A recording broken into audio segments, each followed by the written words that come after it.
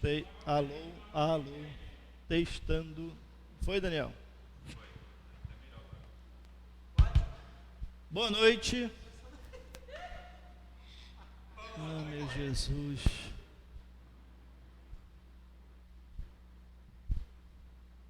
Vai contar até 10, entendeu? Aí ele vai te...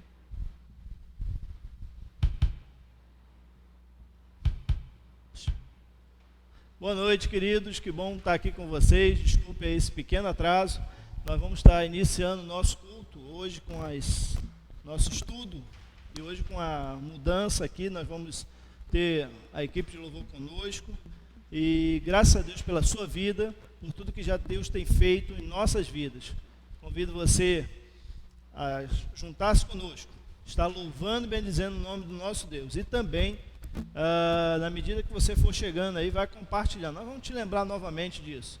Mas é muito bom estar com vocês aqui e nós vamos estar adorando e bendizendo o nome do nosso Deus. Convido você para estar conosco nessa caminhada, nesse momento.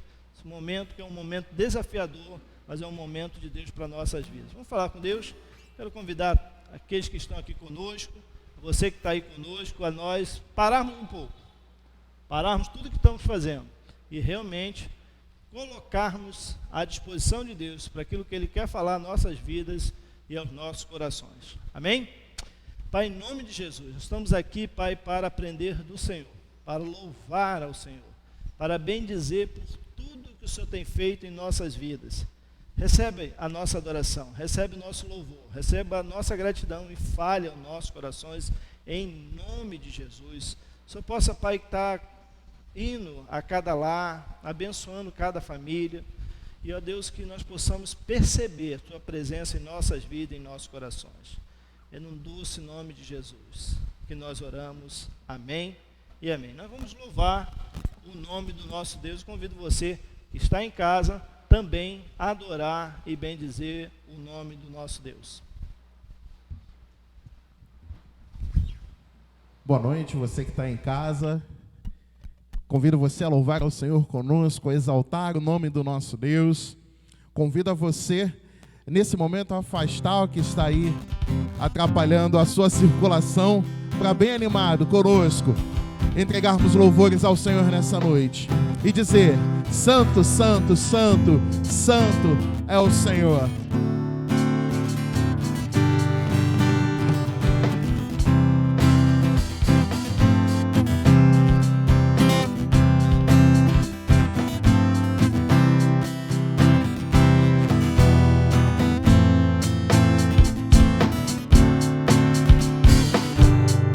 Todos juntos.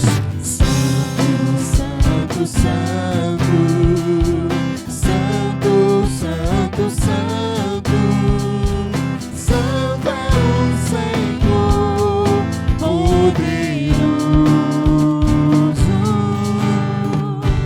digno de toda honra, digno de toda glória e de receber hoje. Do início, Ele é santo.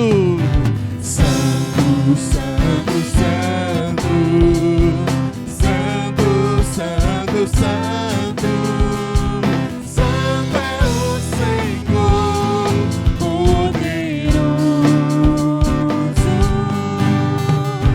digno de toda honra, digno de toda glória e de receber hoje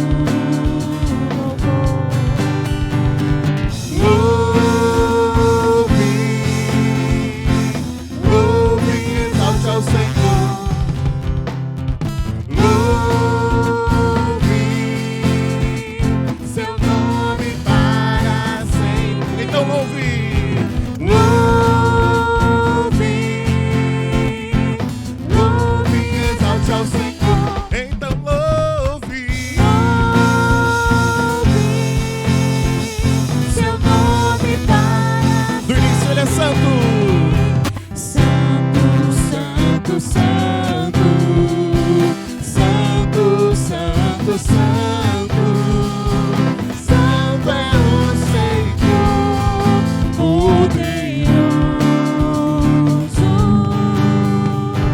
digno de toda honra, digno de toda glória, e de receber hoje o louvor.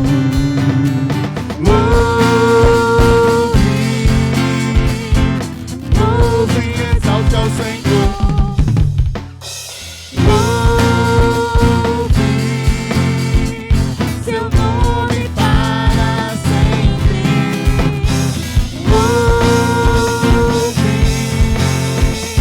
Louve, exalte ao Senhor. Louve seu nome para sempre. Então louve.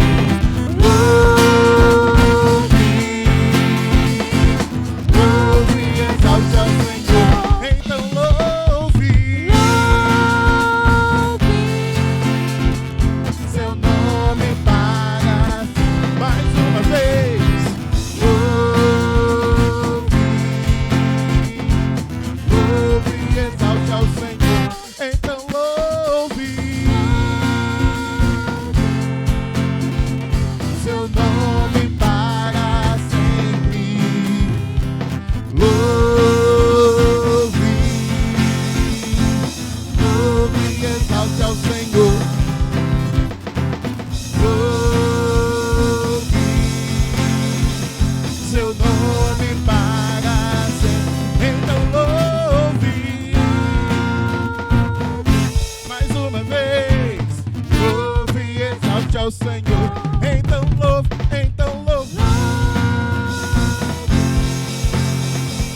seu nome para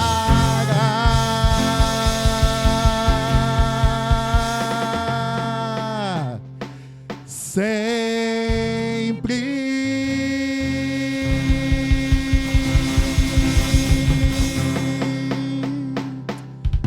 Aleluia. Senhor, te louvamos por essa noite. Senhor, te exaltamos, te glorificamos. Porque Tu és um Deus santo, Tu és um Deus soberano, Tu és um Deus poderoso. Tu és nosso Senhor. E te louvamos, ó Deus, e te bendizemos. Temos a liberdade de dizer que Tu és santo, Tu és tremendo, Tu és maravilhoso. Que possamos transbordar essa alegria e esse amor para que outras vidas reconheçam essa santidade, essa soberania através das nossas ações, ó Deus. Em nome de Jesus, abençoe a palavra que será ministrada nessa noite. Fala tremendamente aos nossos corações, em nome de Jesus. Amém. Amém. Pastor?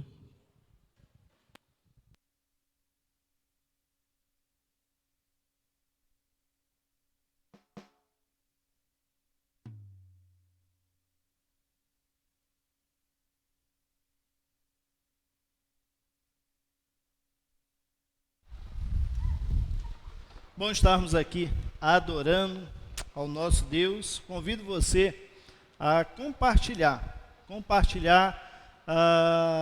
essa transmissão com os seus parentes, vizinhos, amigos, no seu grupo aí no Facebook. Hoje, por essa ocasião, nós não estaremos no Instagram, mas estaremos aqui com você, aprendendo mais da palavra do Senhor. Algumas pessoas falam que é tão difícil a palavra de Deus, mas a Bíblia é tão fácil de ser percebida, de ser vista, de ser entendida. Ela não requer muito, mas ela nos ajuda, nos abençoa a viver uma vida, não só uma vida cristã, mas uma vida entendendo o que está acontecendo, entendendo o projeto de Deus. Isso é muito interessante, tanto para mim quanto para você. Então, compartilhe essa mensagem, abençoe outras vidas. A questão nossa não é ter público, mas sabendo que a gente pode abençoar outras vidas, por que não fazê-lo? E é muito bom ter cada um de vocês aqui. A Ângela mandou um recado aqui para você, Rafael, eu preciso dar, né? Que você está parecendo um shake, né? E a Joana falou que só está faltando o turbante. eu não vou comentar mais nada, porque eu não sou uma pessoa intriguenta, tá, pessoal? Mas eu creio que é por aí mesmo, tá bom? Mas então compartilhe isso, compartilhe, não esse comentário meu, mas a live, porque vai ser bênção na sua vida. Tem um grupo aqui conosco, e eu louvo a Deus pela vida de cada um de vocês que está nos assistindo. Nós estamos numa caminhada, estudando o livro do Evangelho de de Lucas, e nós estamos no capítulo 15. Eu peço que você, por favor, abra a sua Bíblia, encontre a sua Bíblia, encontre também aí o seu lápis para você fazer as suas anotações, e a gente vai caminhar a partir do capítulo 15 de Lucas, do Evangelho de Lucas. Eu vou pedir, por favor, um copo vazio, porque fica mais fácil aqui. E nós vamos então caminhar a partir do Evangelho de Lucas, capítulo 15. Irmãos, o Evangelho de Lucas, nós já falamos isso e estamos só relembrando. Ele é um evangelho que destaca que Jesus veio a todos. Os judeus tinham um entendimento que o reino de Deus era estabelecido pelo nascimento, ou ser filho de Abraão, e a promessa dada a Abraão, que eu falei de tinha uma grande nação, em Êxodo 15, ela vem se estender até eles. E Jesus vai falar que não é bem assim, é preciso de arrependimento e fé. É preciso que a sua vida seja mudada, transformada, e a partir daí, então, a pessoa vai ter essa possibilidade da vida eterna. E o capítulo 15, nós vamos caminhar, então, percebendo um pouco mais disso. Jesus começa a receber pecadores. E capítulo 15, verso 1, e aproximou-se dele todos os publicanos e pecadores para ouvi-lo. Verso 2, murmurando os fariseus e escribas, dizendo, este recebe pecadores e come com eles. E aí, todo o capítulo 15 vai se dar, de fato, a 3 parábolas, que aqui eu costumo dizer, alguns comentaristas também afirmam, que é os achados e perdidos da Bíblia. Né? Todo lugar que você vai, de grande movimentação, por exemplo, no aeroporto, você tem um lugar lá que é dos achados e perdidos. E nesse Lucas capítulo 15, ele vai nesse caminho, porque é a galeria dos achados e perdidos. Lá, aqui no capítulo 15, nós encontramos 3 parábolas que apresentam uma resposta à crítica dos fariseus e saduceus quanto a quem se dirige o reino de Deus. E aí nós vamos ver a ovelha perdida, a moeda perdida e o filho perdido. Todos eles foram encontrados. Capítulo 15, do verso 1 ao 7, nós vamos ver então a ovelha perdida, que o pastor, após colocar as 99 no aprisco, e enquanto ele está colocando as 99 no aprisco, uma fica desprovida da proteção do pastor. Mas depois de ter colocado as 99 em segurança, ele vai buscar a 100ª ovelha. Diz o seguinte, o texto, a partir do verso 3, tendo-lhe então lhe propôs Jesus essa parábola. Qual dentre vós é um homem que, possuindo 100 ovelhas e perdendo uma delas, não deixa no deserto as 99 e vai buscar a que se perdeu até encontrá-la? Achando-a, põe sobre os ombros, cheio de júbilo. Indo para casa, reúne os amigos, vizinhos, dizendo, alegrai-vos comigo, porque achei a minha ovelha perdida. Digo-vos assim que haverá maior júbilo no céu por um pecador que se arrepende do que pelas 99 justas que não necessitam de arrependimento. É interessante o destaque do versículo 7, quando fala que haverá um júbilo, haverá uma festa no céu por um pecador que se arrepende. É interessante perceber que Deus está à sua procura. Se perdeu, achou outro caminho, achou que por aqui não dava, que andar com Jesus não dava, e começou a se desviar, se afastar e viver a sua própria vida. Eu quero te dizer de maneira muito clara que a Bíblia diz que Jesus está à sua procura. E Ele está procurando até te encontrar. É bom você começar a perceber isso. É bom você entender isso. Capítulo 15, a partir do verso 8, ele vai dar uma nova proposta para o mesmo ensino, mas agora ele vai falar da moeda perdida. Verso 8 diz: qual é a mulher que, tendo 10 dracmas e perde uma, não acende a candeia, varre a casa e procura diligentemente até encontrá-la? Tendo achado, reúne os amigos, vizinhos, dizendo: alegrai-vos comigo, porque achei a dracma que havia se perdido. Eu vos afirmo, de igual modo, que haverá diante dos anjos de Deus, haverá júbilo diante dos anjos de Deus por um pecador que se arrepende. É interessante perceber que essa procura minuciosa que Deus faz, alguns estudiosos dizem que as mulheres da Palestina recebiam 10 moedas de prata como presente matrimonial. Essa perda seria um grande problema para ela, como se a mulher perdesse um anel de casamento. Jesus coloca isso para demonstrar o cuidado de Deus por cada um de nós. Deus tem cuidado de nós. Deus está preocupado conosco. Deus está ansiosamente procurando, diligentemente, fazendo os caminhos para que você possa perceber que está perdido e perceber o cuidado de Deus para a sua vida. Novamente fala de um júbilo, de uma alegria no céu diante dos homens, dos anjos de Deus, por esse pecador que se arrepende. Então, é a hora de nós pararmos e pensarmos naquilo que, será que nós não estamos nos perdendo, buscando outros caminhos? Há pessoas que assim fazem. E a partir do verso 11 ao 32, ele vai falar do filho perdido. O filho de um certo fazendeiro, mais novo, decide pedir os seus bens, os seus haveres, a sua herança. E ele sai, vai viver de maneira resoluta, vai viver a sua vida, foge da presença do seu pai e fica longe da presença dele por muito tempo. Mas tendo uma fome, quem sabe uma peste, algo que atacou aquela região onde ele estava, ele começa a perceber, vai cuidar de porcos, algo que era muito humilhante. Jesus sabe disso, e por isso que ele está falando aos judeus, ele sabe como tratar. Ele fala assim: olha, a coisa mais humilhante que vocês acham que existe, que é cuidar de porco, aquele homem, aquele jovem, foi cuidar de porcos. Quando a gente não se preocupa em caminhar com Deus, nós vamos fazer coisas, e se dispor de coisas, e realizar coisas repugnantes.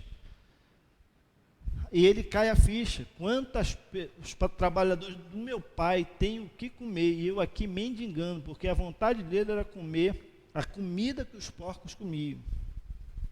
E ele vai falar com o pai, e ele volta para a casa do pai. E o texto que eu queria só destacar é o versículo 20. Levantou-se e foi para a casa do seu pai. Vinha ele ainda longe, quando o seu pai o avistou. E compadecido deles, correu, o abraçou e o beijou. Compadecido dele, correu ao encontro, o abraçou e o beijou. Olha só, que coisa maravilhosa.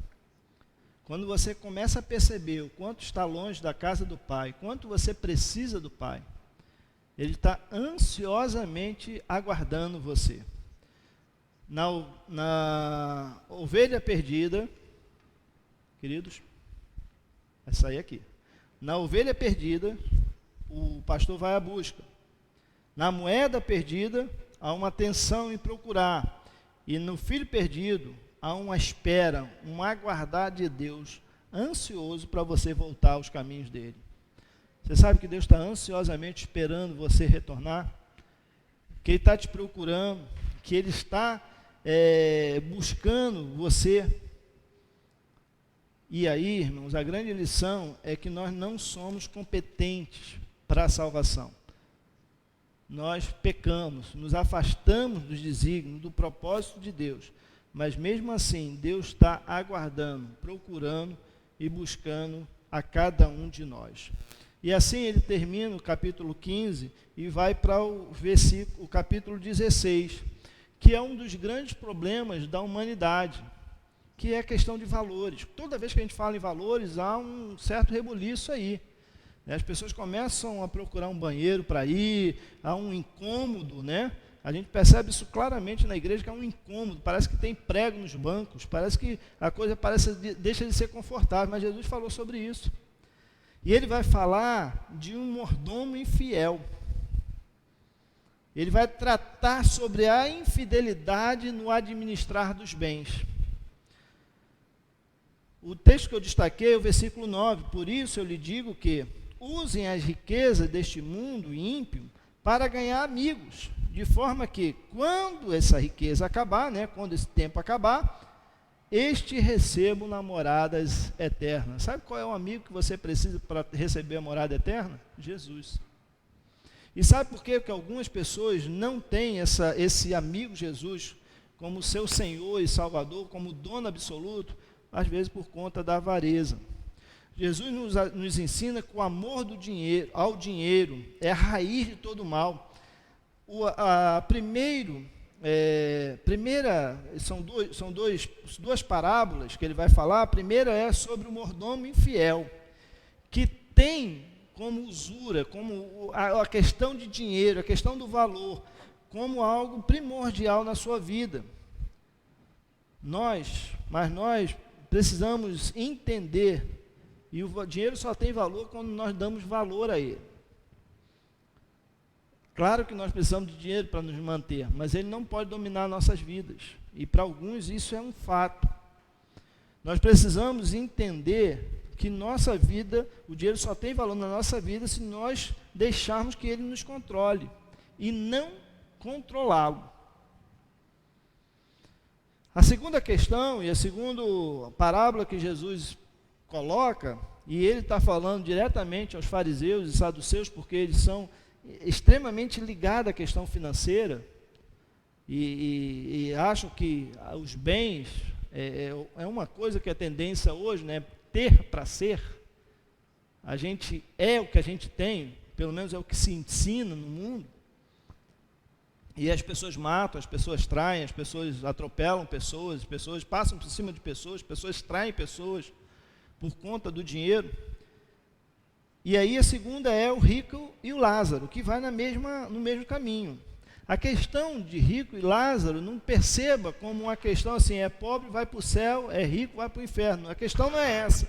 A questão é o arrependimento dos seus pecados, uma vida de acordo com a palavra de Deus. Ainda que aquele homem, o mendigo, estivesse desprovido de tudo nesse mundo, ele tinha algo que era absoluto na vida dele, que era o temor e a fé em Deus. E quando ele morre, ele vai caminhar para a morada eterna. No capítulo 16, então, de 1 a 18, vai falar desse mordomo, vai contar a história desse mordomo. Precisamos entender que somos mordomo daquilo que Deus coloca nas nossas mãos. Nós não somos dono, nós não temos nada, somos mordomos. Como seria interessante cada um de nós pudesse entender que nós não temos nada. Há pouco tempo, um pouco mais de um mês atrás, eu creio que há 2 meses atrás, levaram um carro meu. Eu não sou dono dele, não me levaram nada. Aí, normalmente, perguntei seguro. A questão não é essa. A questão é perceber a experiência de Jó, que ele fala assim, Deus deu, Deus o tirou, bendito seja o nome do Senhor. Quantas pessoas abandonam Deus porque acham que Deus não dá aquilo que ele deveria ou que ele merecia receber? Como nós temos, na verdade, uma cultura, uma doutrina que fala e prega sobre um Deus que tem que fazer as suas vontades, a tal da praga da teologia da prosperidade. Deus aqui passa a ser seu mordomo, não você mordomo de Deus, mas Deus é seu mordomo, ele está aqui para lhe atender. Na verdade, nós somos o mordomo e precisamos entender que precisamos, na nossa mordomia, ser justo e honesto, para que Deus possa, para que a gente possa apresentar aquilo que é o caráter de Deus na nossa vida. Jesus disse, verso 1, Jesus disse aos discípulos, havia um homem rico que tinha um administrador, um mordomo. Este lhe foi denunciado como quem estava defraudando seus bens. Olha o problema aí. É para administrar, não é para ser dono. Então, mandando-o chamar, disse-lhe: o que é isso que eu ouço a teu respeito? Presta conta da tua administração, porque já não podes continuar nela. E o administrador disse consigo mesmo: que farei? Pois meu senhor me tira a administração. Trabalhar, eu não posso. Mendigar, tenho vergonha. Por que ele não pensou isso antes de desfraudar o chefe? Trabalhar, não sei, não posso, não tenho mais força para trabalhar. Por que ele não imaginou isso e falou assim: eu vou ser o melhor mordomo do mundo? Porque eu não sei fazer outra coisa. Por que não pensou nisso? Mendigar, eu tenho vergonha. E ele, verso 4, eu sei que o que farei, para que quando for demitido da administração, me recebam na sua casa. Tendo chamado cada um dos devedores do seu senhor, disse ao primeiro: quanto deves ao meu patrão? Verso 6 agora do capítulo 16 de Lucas. E ele respondeu: 100 cabos de azeite. Então disse: toma a tua conta, assenta-te depressa e escreve 50. Depois perguntou ao outro: e tu, quanto deves? E ele respondeu: 100 coros de trigo. Toma a tua conta e escreve 80. Verso 8, e elogiou o Senhor o administrador infiel, porque se houvera atiladamente, porque os filhos do mundo são mais hábeis na sua própria geração do que os filhos da luz. Irmão, nós precisamos pegar esse texto e começar a pensar na nossa mordomia. As pessoas não têm, porque não entendem quem é Senhor da vida delas. Parece que para muitos a conversão do bolso não existe. Infelizmente, é isso que nós estamos vivendo.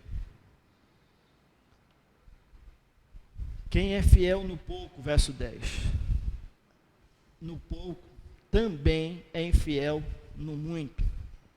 Quem é injusto no pouco também é injusto no muito. Se você se não vos tornares fiéis nas aplicações da riqueza de origem injusta, quem vos dará a verdadeira riqueza? É uma questão simples. Se você empresta o teu dinheiro para quem não vai pagar, tu só vai emprestar uma vez. Deus faz a mesma conta. Enquanto for infiel, Deus não pode estabelecer algo maravilhoso na sua vida, porque Ele vai estar te ajudando a você se arruinar. Quem não é fiel no pouco, também não é fiel no muito. Quem é desonesto no pouco, também é desonesto no mundo. De quem é seu dinheiro? Se nós estamos falando de mordomia, e mordomia é cuidar daquilo que não é nosso, administrador, ou seja, administrar aquilo que é nosso, a minha vida não me pertence, logo tudo que eu tenho não me pertence. Não me pertence, pertence a Deus. Verso 13, a coisa afina mais. Se Jesus estava ajustando, agora ajusta mais ainda. Ninguém pode servir a dois senhores, porque há de aborrecer um e amar ao outro, ou se devotar a um e desprezar o outro. Não pode servir a Deus e às riquezas. Quem é o seu Senhor? A quem você está servindo? Eu acho que vai cair aqui as audiências. Eu acho que as pessoas vão parar de ouvir essa mensagem, porque é bem simples assim. Jesus está combatendo a infidelidade. Jesus está trabalhando a questão de ser honesto.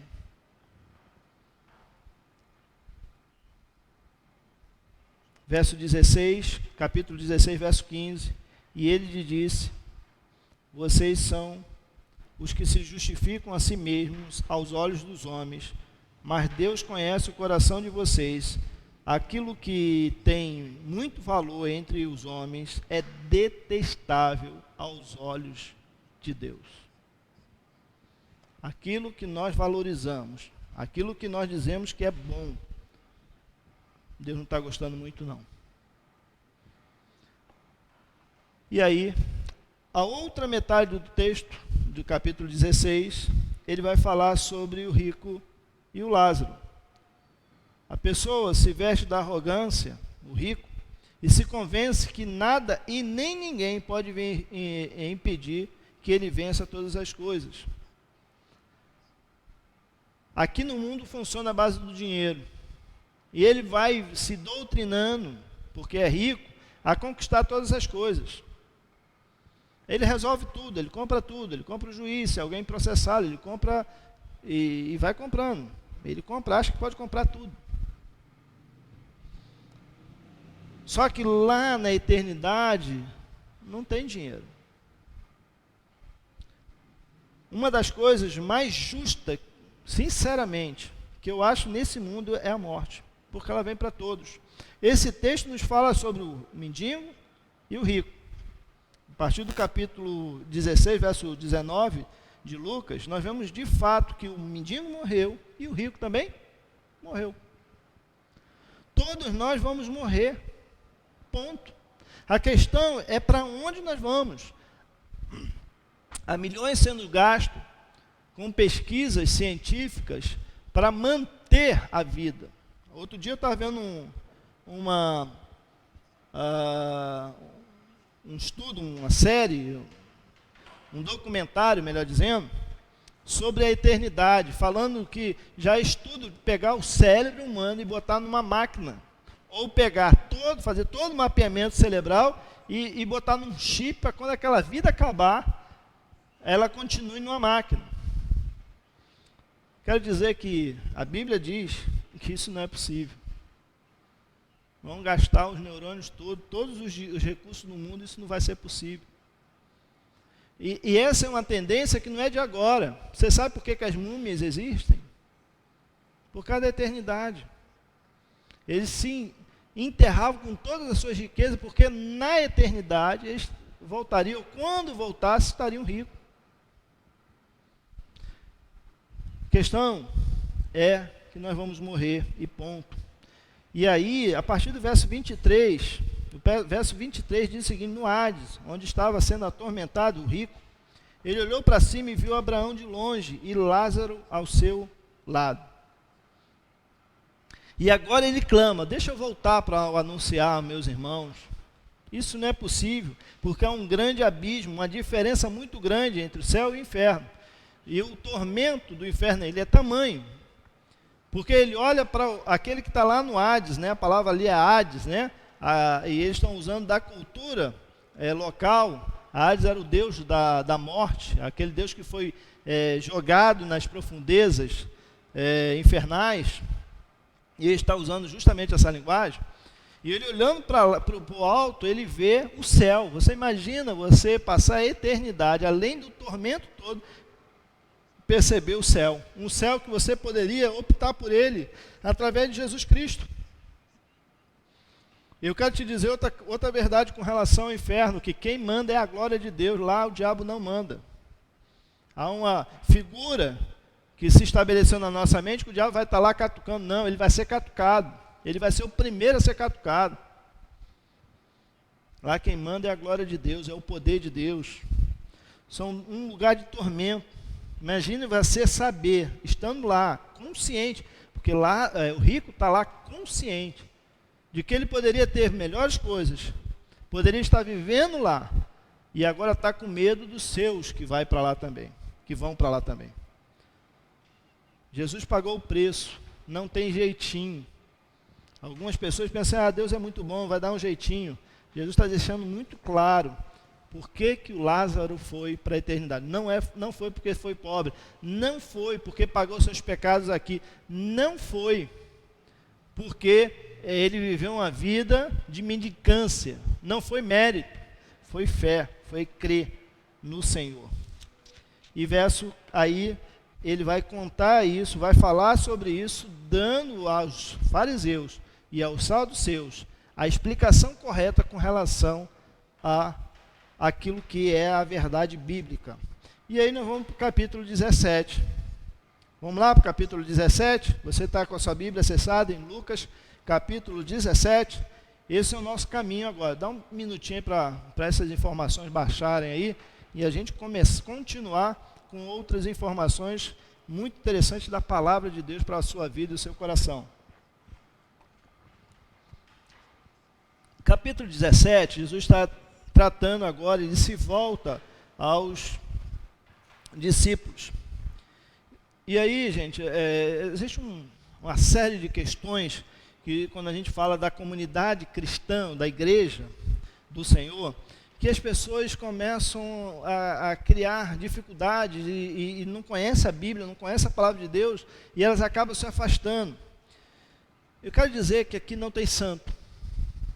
Tem discípulos em formação.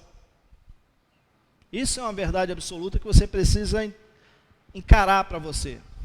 Aqui tem discípulos em formação. Aqui não tem ninguém com certificado de santo. O que eu quero dizer com isso? Eu não quero desculpar mazela de ninguém, não. Mas Jesus começa a dizer isso. Disse-lhe Jesus aos seus discípulos.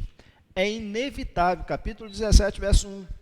É inevitável que venham os escândalos. É impossível que não venha escândalo. É impossível que não haja gente para arrumar problema dentro da igreja. É impossível que alguém traia. É impossível que algumas coisas aconteçam. Não é impossível. Jesus está deixando claro, é Jesus que está ensinando aos discípulos. Vocês vão viver em igreja, vão estar em comunidade cristã, e é impossível que essas coisas não aconteçam. As pessoas ficam escandalizadas porque não conhecem a Bíblia, são meninos na fé. Eu já vi tanta coisa. Já presenciei tanta coisa. A maioria delas eu não queria nem estar na mesma sala, mas infelizmente eu estava. Mas é impossível. E quando eu olho para isso, eu vejo assim, isso é ser gente. É impossível. Mas Jesus fala, mas ai do homem pelo qual o escândalo vier. Jesus está dizendo, ó, pode fazer as bobagens que quiser. Vai ter escândalo, gente vai tropeçar, vai ter um monte de mazela. E vai ficar por isso mesmo. Jesus está ensinando isso? Não. Ai daqueles. Melhor lhe fora ele pendurasse no pescoço uma pedra de moinho. Uma vez eu fui fazer um estudo numa pedra de moinho e descobri que ela era maior do que eu. E ela é puxada por animais, fazendo atração, para que ela rodasse e quebrasse lá o que fosse que botasse ali, milho, qualquer coisa. Pendurasse essa pedra enorme de moinho no seu pescoço e lhe atirasse no mar. Melhor fosse que ela fizesse isso. Melhor seria para ele que ele fizesse isso do que tropeçar um desses pequeninos, fazer tropeçar. E aí, outra questão que vai surgir, né? Tá, então como é que a gente deve enfrentar o pecado? E ele vai tratar sobre isso. Jesus está ensinando aos discípulos sobre o pecado. Nós devemos enfrentá-lo. A pessoa que está sendo enfrentada, não é a única decisão dela. É encarar e pedir perdão. Confessar. E aí a responsabilidade volta para a gente. E outra questão nossa é perdoar. Vamos lá para a dinâmica? Primeira dinâmica. Enfrentar. Irmão, a gente às vezes tem dificuldade de enfrentar o pecado. Ah, mas ele é filho de não sei quem, mas ele dá o dízimo tal, mas isso é assim, mas ele é da família tal. E daí? Pecado é pecado. Tem que ser enfrentado. A única decisão dessa pessoa é arrependimento. E aí volta a responsabilidade para a gente. A única decisão nossa é perdão. Se houver arrependimento, não tem outro jeito. E é interessante que Jesus vai falar, acautelai-vos, verso 3 do capítulo 17, acautelai-vos, se teu irmão pecar contra ti, repreende-o. E se ele não se arrepender, se ele se arrepender, perdoa-lhe. Se por 7 vezes no dia pecar contra ti, e 7 vezes vier contigo dizer, estou arrependido, perdoa-lhe. O que a gente deve fazer com o pecado do irmão? O que a Bíblia diz? Perdoar. Se houver arrependimento, não temos outra alternativa. Então disseram os apóstolos, verso 5, aumenta a nossa fé. A gente não dá conta disso não, Senhor. Pisar no meu calcanhar, no meu tornozelo, 7 vezes, não dá para a gente não. Jesus está te ensinando a viver os padrões dele. Porque nós fazemos isso com Deus o tempo todo, com Jesus o tempo todo. Nós ofendemos a Deus o tempo todo, nós pecamos o tempo todo. Mas quando você pensa no aquele que te ofendeu, aí é diferente. Não, comigo é diferente, contigo é diferente, meu irmão. Contigo é diferente. Por que é diferente? Nós somos crentes, nós temos a Bíblia como palavra de Deus, regra de fé e prática. Olha como é que capítulo 17 começa. Não vai ter problema, não vai ter como não ter escândalo, mas aí daquele que vier. Não vai ficar barato. Se não houver arrependimento, não vai ficar barato. Mas se ele pecar e vier te pedir perdão, tem que perdoar. Perdoar é lembrar sem dor. Perdoar é zerar a conta. Perdoar é caminhar a segunda milha. Caminhar e caminhar e caminhar. E Jesus, falando de perdão, vai falar, então, vai emendar na cura dos 10 leprosos, versículo 11 ao versículo 19. Ele chegando num determinado, quer dizer, Lucas vai pegar essa mensagem, vai colocar aqui para ilustrar bem o que Jesus está ensinando, porque ele viveu. No caminho para Jerusalém, passava Jesus perto de Samaria, eu estou lendo no versículo 11, Samaria da Galileia. E ao entrar numa aldeia, saíram ao encontro 10 leprosos. Verso 13, ficaram de longe e gritaram, Jesus, mestre, compadece de nós. Leprosos não podiam se aproximar de Jesus, nós já vimos isso aqui. E eles ficaram longe, gritando, Jesus compadece, eram 10. E ele mandou, e ao vê-los, verso 14, Jesus disse, ide, apresentai-vos ao sacerdote. Aconteceu que eles indo ficaram purificados. Era preciso haver uma oferta pela purificação e era preciso haver uma chancela do sacerdote com relação à cura, para que eles pudessem, no próximo encontro do culto judaico, estar presente. Era um rito, era um caminho, era isso que eles precisavam fazer. E eles vendo, e um deles vendo, e um dos 10, verso 15, vendo que fora curado, voltou, dando glória a Deus em alta voz. É interessante. Verso 16, e prostrou-se com o rosto em terra, aos pés de Jesus, agradecendo-lhe. E sabe que este era samaritano. 10 homens foram curados, um voltou. Jesus está pegando, irmãos, os judeus, e está trazendo um questionamento sério para a vida deles. E eu quero trazer para você, eu não sou Jesus não, mas eu quero trazer esse questionamento para você e para mim. Aquele samaritano era um homem que não era desejado não se falavam. Os judeus não se falavam com o samaritano, mas Jesus vai falar assim, olha, o único que voltou para agradecer foi um samaritano. Foi um que vocês não esperam nada, que vocês não acreditam em nada. A pessoa, irmãos, não é aquilo que ela veste, não é o carro que ela possui, não é da família, ou do sobrenome tal. Pessoas são pessoas. E Jesus está valorizando isso, está falando sobre isso, está ensinando sobre isso. Nossa gratidão deveria ser devolver a vida a quem nos deu. E a gente, por vezes, nós encontramos várias pessoas que nos procuram, e estamos aqui prontos para isso, para orar pela sua vida, para abençoar a sua vida. Mas quando a bênção chega, aí, meu irmão, aí ninguém encontra mais ela. 10, só um voltou para agradecer o que Deus tem feito na sua vida, meu querido. Eu sou tão grato a Deus. Eu lembro todo dia quando eu chego em casa da família que Ele me deu, como eu sou grato a Deus. Outro dia eu estava conversando com Deus e agradecendo tudo, nos mínimos detalhes, por tudo que Ele tem feito por mim, pela minha casa. Você já fez isso? Se nós fôssemos gratos, se nós louvássemos a Deus nós estaremos voltando, dando glória a Deus em alta voz, prostrando-se aos pés de Jesus. Você, meu irmão, desculpa, mas você é um ingrato. Você é ingrato. Às vezes eu me sinto assim, ingrato a Deus. Porque Ele tem feito tanto por nós. Tanto. Ele cuida da gente nos detalhes mínimos das nossas vidas. Nós precisamos ser gratos a Deus. E do versículo 20 ao 37, fechando o capítulo 17, Jesus vai falar de algo que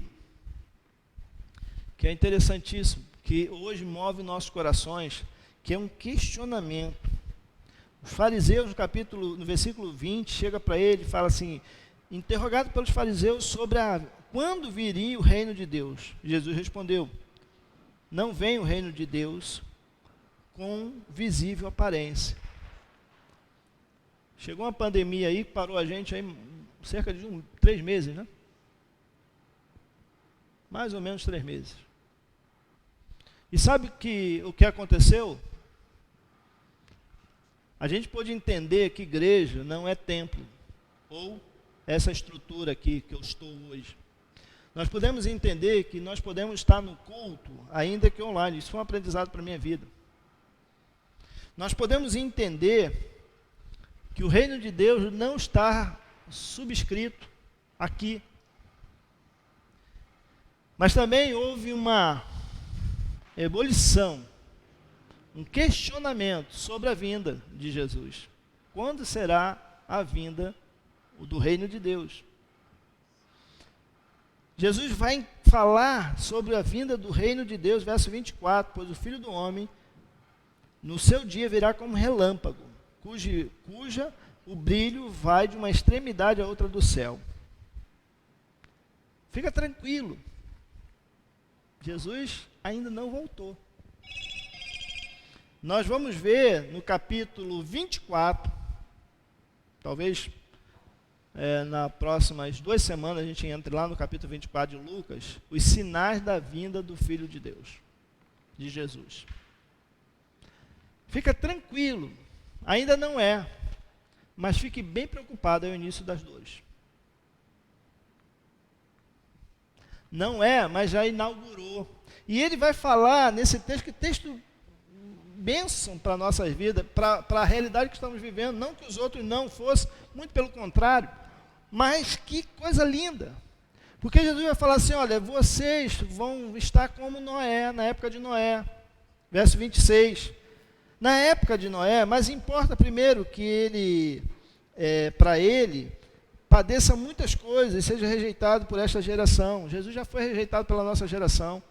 A próxima geração me preocupa muito mais ainda, parece que está se rejeitando mais ainda Jesus. É preciso haver um levantar dessa próxima geração, irmãos.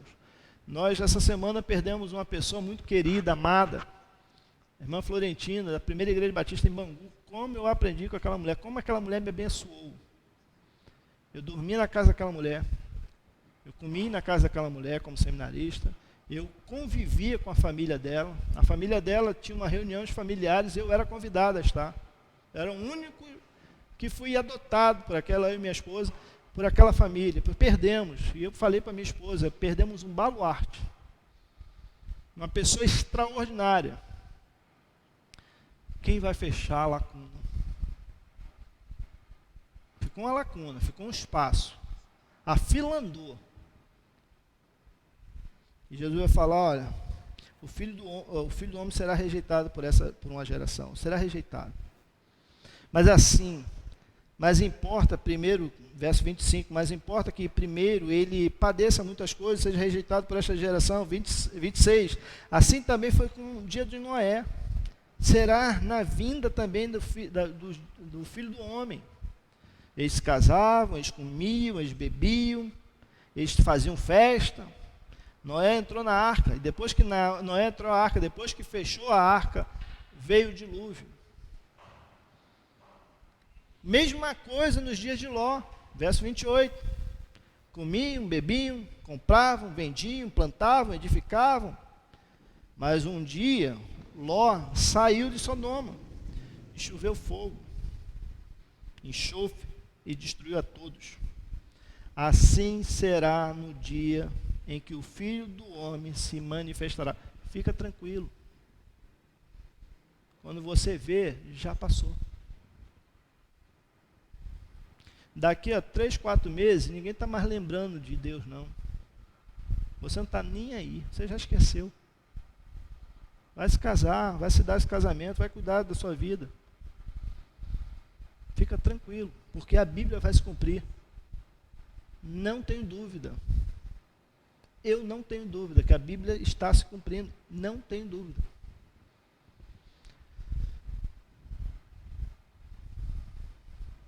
Verso 30 a 37, eu queria ler para você. Assim será no dia em que o Filho do Homem se manifestar. Verso 31, naquele dia, quem estiver no eirado e tiver seus bens em casa, não desça para tirá-lo. De igual modo, quem estiver no campo, não volte atrás. Lembra-te da mulher de Ló. Quem quiser preservar a sua vida, vai perdê-la. E quem perder, de fato salvará. Digo-vos que, naquela noite, 2 estarão numa cama, um será tomado e o outro deixado. 2 mulheres estarão juntas, moendo, uma será tomada, outra deixada. Os 2 estarão no campo, um será tomado, o outro deixado. Então lhe perguntarão, onde será isso, Senhor? E respondeu, onde estiver o corpo. E o corpo aí se ajuntarão também os abutres. Fica tranquilo, a Bíblia vai se cumprir. Independente se eu creia nela ou não, independente se eu gosto dela ou não, independente se eu acho que ela é verdade ou não, ela está se cumprindo. O que nós precisamos é, de fato, mudar as nossas vidas para aquilo que é o padrão de Deus, não é aquilo que o pastor seu está dizendo, não. Vai ler a Bíblia, meu irmão. Vai estudar a Bíblia. Vai comer essa palavra. Vai orar, vai viver com Deus, para que Deus possa te abençoar de maneira extraordinária. Fica tranquilo, o fim está bem próximo. Eu sempre fui muito avesso àquela velha prática dita, quem não vem pelo amor, vem pela dor. Eu acho que só é possível ir a Jesus por amor. Não tem outro jeito de ir a Jesus. Essa doutrina que se criaram não tem verdade, respaldo nenhum bíblico. Um Deus que pode pegar as circunstâncias e fazer o nosso coração mover-se. Eu olho para tudo isso que está acontecendo e eu vejo a mão de Deus se movendo para abençoar nossas vidas. Aproveitando dessa oportunidade para que você refaça o seu pacto com Deus. Que você volte para Deus, que você refaça a sua caminhada com Ele. E para tanto, que Deus te abençoe poderosamente, você e toda a sua família. Amém? Eu quero dar aí boas-vindas a todos que estão conosco, Irani que está lá de São Gonçalo falando conosco, muita gente extraordinária aqui conosco, Luíde, Ângela, Michele está aqui com a gente, falando aqui também, Maria Célia, minha sogra, minha querida sogra, boa noite também. Quero dar boa noite a vocês todos e convidar vocês a essa caminhada com Deus, essa caminhada com Jesus. Jesus é extraordinário, Lucas vem nos ensinar de maneira extraordinária. Como é que você fala que esse texto é difícil? É o que está aqui, não tem mistério nenhum. E que você possa ser abençoado pelo Senhor. Deixa eu ver quem mais botou aqui. Ô Bruno, toma vergonha, Bruno. O senhor está bem? Tá bom.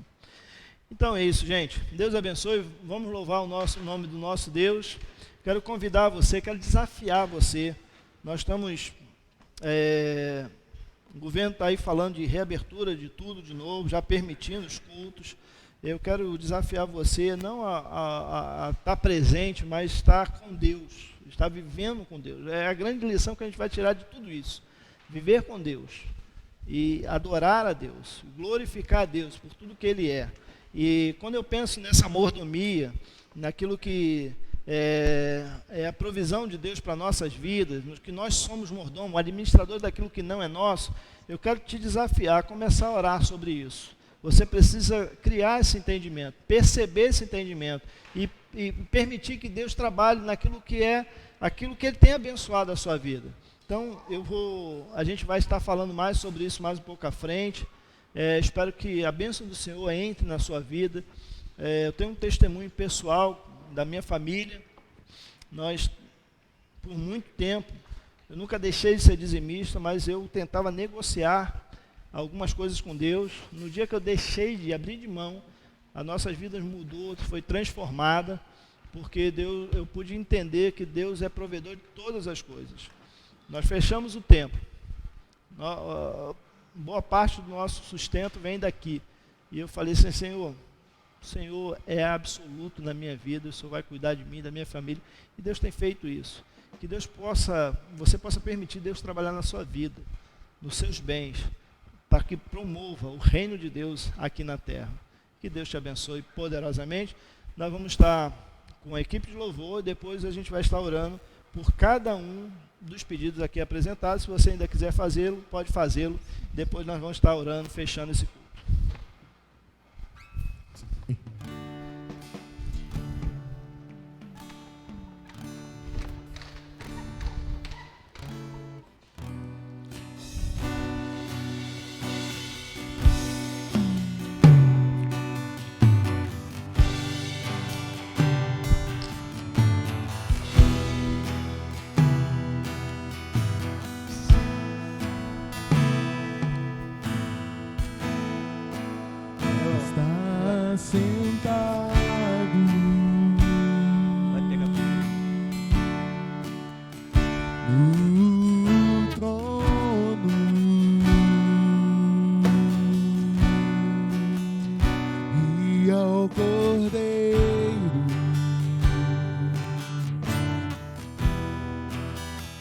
Seja o louvor,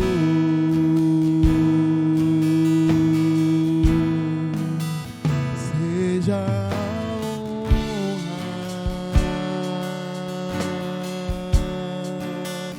seja a glória, seja o domínio.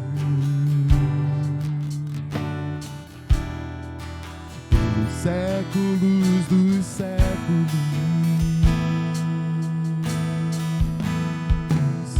seja a honra, seja a glória, seja o domínio.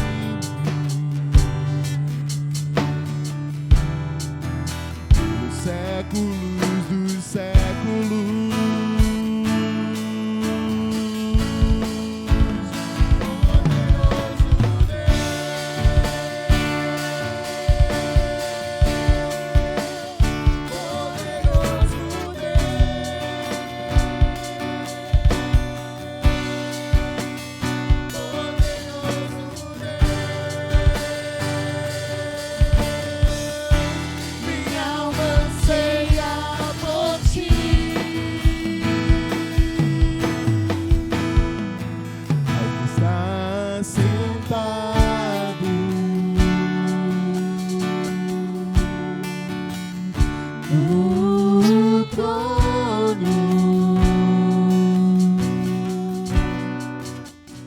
E ao Cordeiro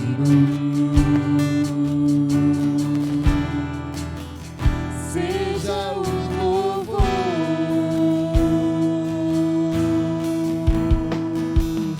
seja a honra, seja a glória, seja o domínio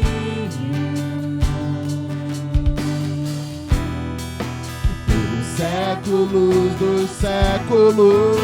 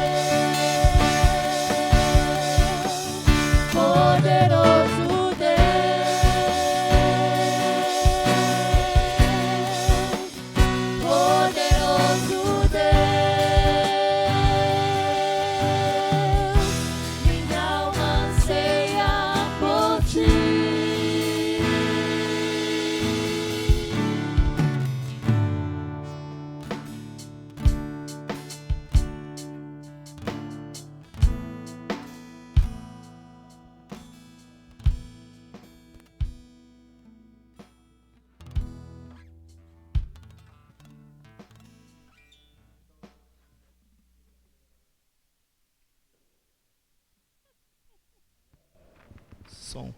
Então, orar pela família da Lívia, perdeu seu pai, sua família está bem lutada, nós precisamos da graça de Deus sobre a vida dela. Também a Sandra está lembrando aqui para a gente, né? Fica mais fácil, né, Sandra? Obrigado. Que a Jéssica e o Alan fazem hoje 10 anos de casado. Glória a Deus. A Bíblia nos fala de alegrar com os que se alegram e chorar com os que choram. E de fato é isso. Então, e também a Luísa está lembrando aqui dos irmãos. Deixa eu chegar aqui para pegar o foco. Foi, você me avisa, tá mesmo? Foi não? E agora? Não? Foi. E também a Luísa está lembrando do Flávio, da Nice, sua vizinha, a Fabiana, nossa fisioterapeuta, na verdade, né, Luísa? Está fazendo aí, para dar luz a um bebê, nós devemos estar clamando a Deus pela vida dela, e a Júlia, que está para receber o Gael, né, nossa grande Julinha, e vamos estar orando então por esses pedidos, e vamos estar clamando a Deus por a vida dessas pessoas. Vamos lá? Pai, em nome de Jesus, colocamos esse pedido diante do Senhor, que a tua bênção esteja sobre a família da Lívia, Deus, que sofre a perda, sofre o dano, sofre o luto. Também quero lembrar da família e da igreja, primeira igreja batista em Bangu, que perdeu a Florentino nesse tempo, que a tua bênção esteja sobre aquelas vidas. Te agradecer, Deus, por 10 anos de casado, Alan e da Jéssica. E, ó Pai querido, te pedir a tua bênção pelo Flávio, pela Nice. Ó Deus querido, cuida deles, dá a tua bênção, Pai, na vida deles, de maneira poderosa. A graciosa, Pai, presença do Senhor em suas vidas. Pai, abençoa, Pai, dirija, Pai, nossas vidas. Nós te damos graças. Que essa palavra, que a palavra tua possa estar entrando e fazendo morada em nossas vidas e em nossos corações. Precisamos sair daqui, Pai, com algumas resoluções, com algumas questões resolvidas em nossas vidas. Que o Senhor nos ajude, então, em nome de Jesus. Amém e amém. A você uma boa noite, uma boa semana, e nos encontramos aí amanhã na live. Amanhã é live da nova geração. E domingo de manhã nós temos a nossa Escola Bíblica Discipuladora. Convidamos você a participar também às 20 horas, o nosso culto. Domingo que vem é a ceia. Você precisa ter os seus elementos para participar da ceia conosco. Então, pão, suco de uva, para a gente celebrar a ceia juntos, ainda que distantes, mas juntos num só propósito, lembrando do que Jesus fez por nós. E eu convido você a estar conosco, então, nessa ceia. Deus te abençoe, uma boa semana, que a bênção do Senhor esteja sobre a sua vida e a sua casa.